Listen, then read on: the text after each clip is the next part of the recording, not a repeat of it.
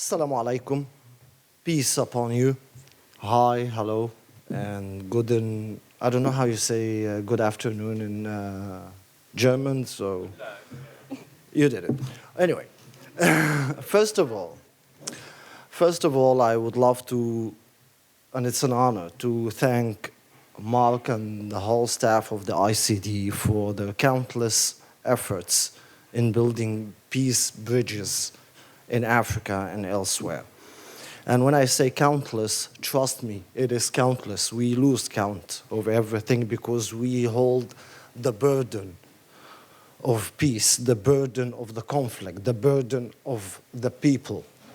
It's a cause, it's a noble cause that we don't sleep at night because of it. And for example, to give you, today is my birthday, so I should... Thank you. So today is my birthday, but I cannot have party with my beloved ones tonight because I have to wake up early as the rest of you, because this is more important for me. And don't say this to my beloved ones. So this is how a peace activist is. This is how cultural diplomacy is. We don't rest, and we lose count of everything, and we don't see anything but our work. So before I talk about my peace activism and the Israeli-Arab conflict, I must say the $1 million question that everyone says, especially after the Paris attacks, that all terrorists are Muslims. Well, I won't argue with that, but I have something to add. That the Middle East and the Islamic nation, unfortunately, is ran by dictators and nothing else, no one else but dictators. And knowledge is power. Education is power. And if you give good education to your people, as a dictator, they will know enough what human rights are, what a dignity means, and what a police state means, and they would ask for change, they would ask for democracy. So of course a dictator will never, ever give good, decent education, and especially when it comes to history. Especially when it comes to history books. This is what we call the history narrative of each and every country. Like an Israeli friend of mine, I love her, Anat, she told me history is like his story. And I kind of agree, I 100% agree. Because it depends on your heart. When I write the history of my Egypt, I always call it my Egypt. Because in 2011, in January, when the Arab Spring happened, you call it what you call. Some people call it Arab winter, Arab disaster, but it's kind of a spring, to myself at least. It brought to me the sense of belonging. I was shot by a rubber bullet in the face, tear-gassed, but the sense of belonging to my country came back to me. I became very, very proud Egyptian again. Finally, the country is back because the country was under police state. So my curiosity and questioning was about the Jews and Israel. So the very first thing I did after we took down the tyrant, we took down Mubarak, and I came back to my house with the injuries, I started sending random Facebook messages to Israelis over Facebook. So God bless the internet and social media. But the dictators made the Islamic world a fertile land for extremists because it's easy to manipulate the undereducated and the unemployed and the frustrated youth because you're giving them a noble cause. Go die for God, go kill for God. They don't know better. If they had a decent, proper education, the same as Europe or the United States or Israel, they won't accept these ideas. They won't accept this kind of manipulation and go and kill themselves in order to go to heaven because they have nothing else. They don't have a job, they don't have a wife, they don't have a family, they have nothing. So you're telling them, okay, be a suicide bomber, and then you'll go to heaven just like that. This is the easy way out. It's like suicide by choice because of the frustration, because of the dictatorship mentality and the dictators that ruled Egypt and ruled everywhere else. Tunisia is the prime example of success because the Tunisians are very well educated, and I wasn't surprised when they got the Nobel Prize for Peace this year. They deserve it. And they are the ones who started the Arab Spring. They are the ones who started the revolutions. And I salute them. So this was the revolution, lead to curiosity. I wanted to know my enemy because in my entire life, everyone is telling me Israelis are the enemy, Jews are the enemy. And they are controlling the money, the banks, the media, and this and that. And the shocking truth is that all over the world, you have like 14 million Jews alive. That's all. So how come 14 million Jews will control the whole world? Come on. But curiosity led me to reach out. Then my very first Israeli friend, my very first Jewish friend, her name was Or Brookman. And later on, I learned that Or in Hebrew means light. So whenever I talk to her, I call her my light, because she showed me the light, that we are all human beings. And God created the good and the bad in every nation, in every race, in every religion, everywhere. So you cannot condemn a whole race. You cannot condemn a whole color. This is stupid if you do that. This is the pure definition of racism. So once I started knowing Or and knowing that she's a human being who speaks 6 languages, plays the piano, nice, decent. She didn't ask me questions about my state security or military or economy. She was amazing, and still amazing. I love her. So my curiosity started to grow bigger. So I started to reach out on public Facebook pages that is affiliated with Israel. So in a state of private messaging, I started to be bolder, to go further. So, hi, assalamu alaikum, my name is Ahmed Meligy, I'm from Egypt, let's be friends.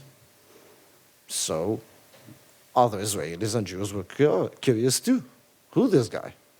So they messaged me, so we become friends.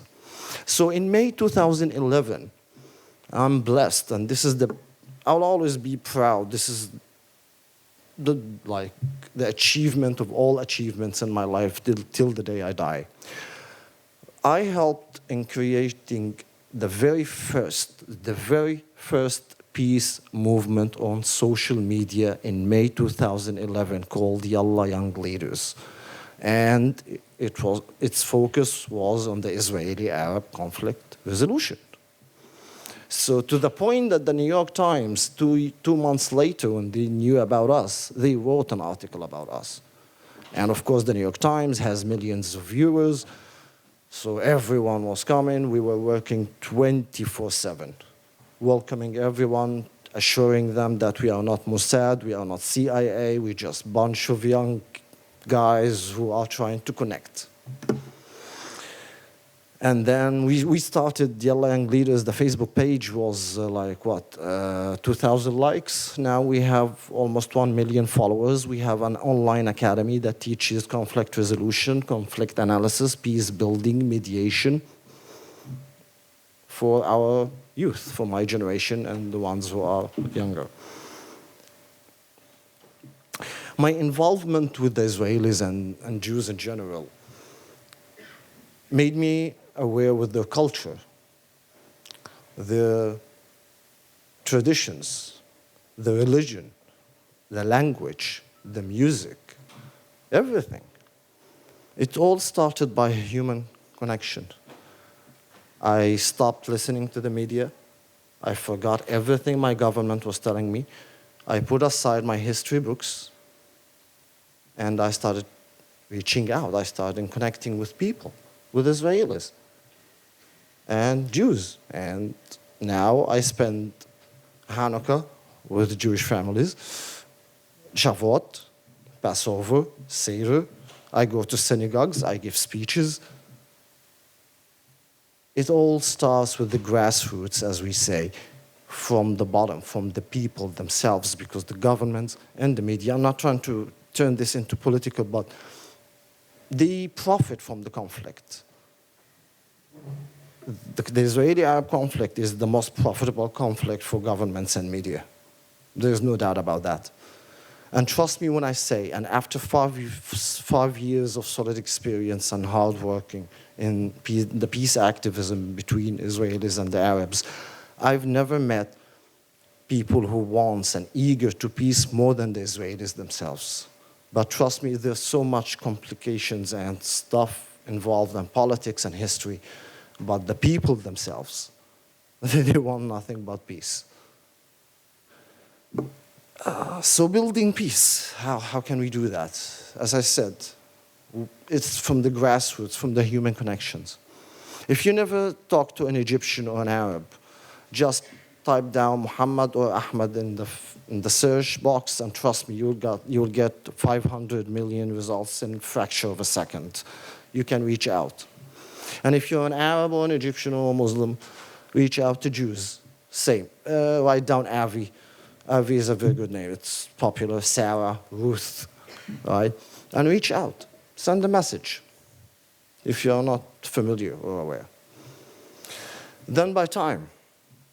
The most important thing for now, especially with ISIS and all the craziness that we live in, I strongly believe that conflict resolution and conflict analysis as a science is the most important and the most needed science that we should teach our children and teach ourselves. Because once you understand what conflict resolution is as a science and conflict analysis, the most important is the conflict analysis, how you analyze a conflict. In the beginning, I thought that conflict analysis is between nations. But by time and after studying, I apply it now on people. So you analyze the conflict. So how Israel and Egypt, for example, came to a peace agreement after years of bloodshed. One factor of the conflict analysis is interests and fears. Because when you negotiate, now you analyze the conflict, now you are negotiating, mediating. You want both parties who are in conflict to be in peace. So for Egypt, it was about honor. It's about taking the land back, Sinai. For the Israelis, it was about survival and safety. So how can we compromise? Once we knew the interest, okay, we know what Egypt wanted, we know now what Israel wanted, how can we achieve that? It was very simple. No military bases in Sinai. It's like a DMZ. Between the same example between North Korea and South Korea, but we got better terms, alhamdulillah. Pretty much that's it, but I urge you to reach out to the other side. I urge you not to think that Islam is the religion of hate, terror, violence, and all this whatever you see in the news. Think about the dictators, and this is why I asked the former Prime Minister about how can we seed the values of democracy, because this is the most important thing. If we have democracy, we will hold everyone accountable to their actions and decisions, anyone who's in power, anyone who's in the decision making. And if we have that, they will give us better infrastructure, better education, and we will not be recruits to ISIS anymore. I hope that I did not bore you, and thank you for your patience, and wish us good luck in the Middle East. Thank you.